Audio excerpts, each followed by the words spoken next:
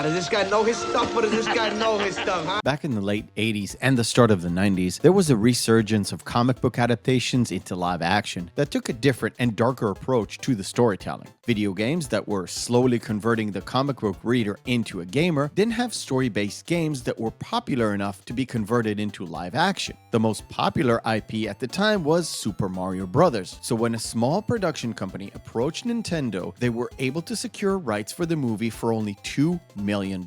And to the shock and dismay of Hollywood, gave up on merch rights. So in 1993, Super Mario Bros. Came out in theaters. But is the movie any good? Let's find out. I'm Meffistoe. Like, share, and subscribe because this is my review of the movie Super Mario Bros.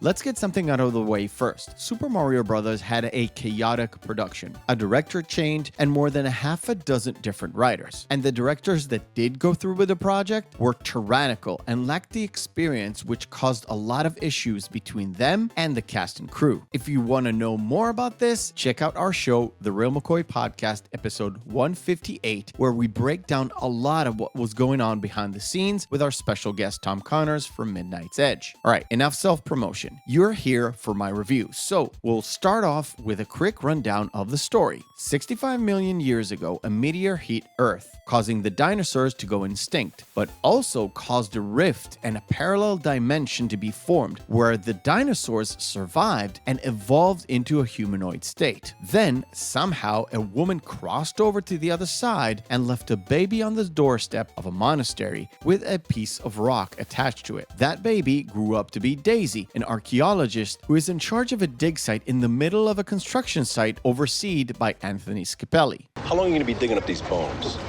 As long as our court order lasts, Mr. Scapelli.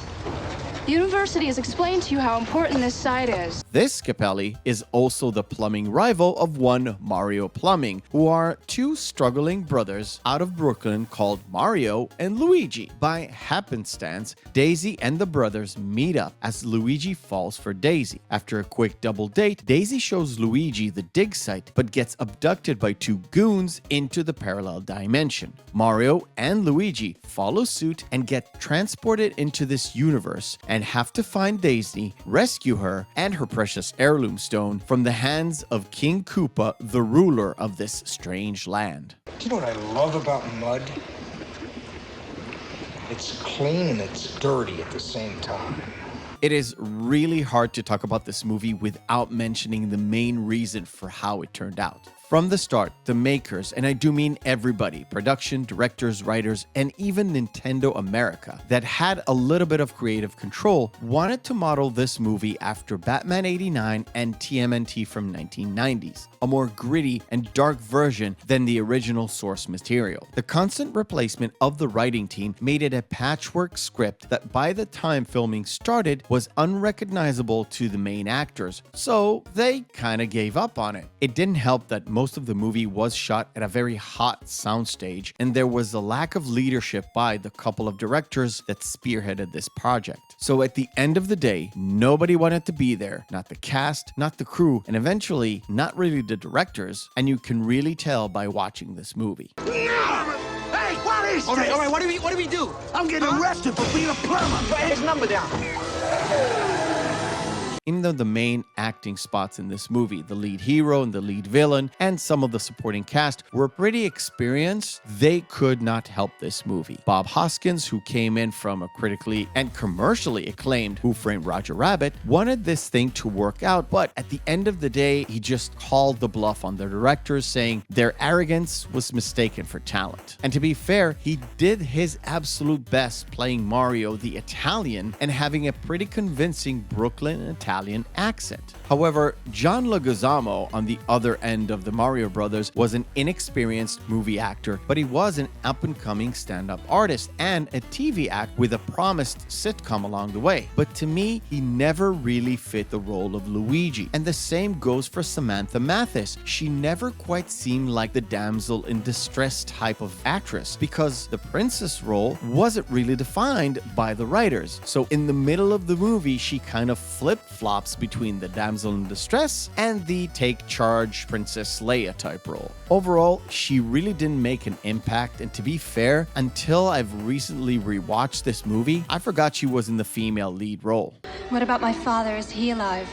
It depends on what you mean by living.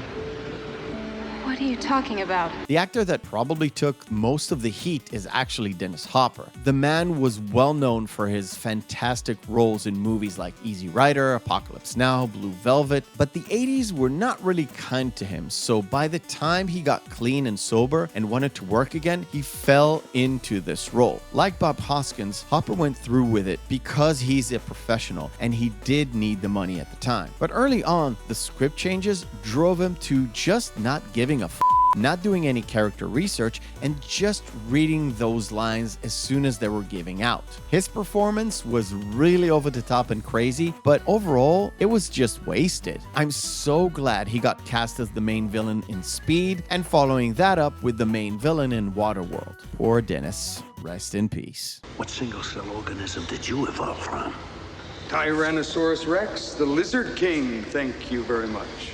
The movie itself radiates the problems behind the scenes without people actually knowing what was going on. The story is convoluted and dark for no good reason. It sticks to the realism where it's supposed to be a little bit more fantastic and joyful. A movie that was supposed to remind people of the game only had a few game elements in it, but done in such a weird way, it wasn't even comical. And most importantly, the Mario Brothers weren't in their suits most of the time. The Goombas looked nothing like in the game, and the odd couple of Iggy and Spike were called the Koopa Cousins rather than the obvious Hammer Brothers. The Super Koopa Cousins. And there were no platforming of any kind to remind you that this is a video game based movie. Even the tie-in with the Mario theme was relegated to just the start of the movie and never to be heard of ever again. But there is one thing that is probably the lasting legacy from this movie that carried over to the games from this point forward. We finally know the full name of the Mario Brothers. Okay, look, how many Marios are there between the two of you?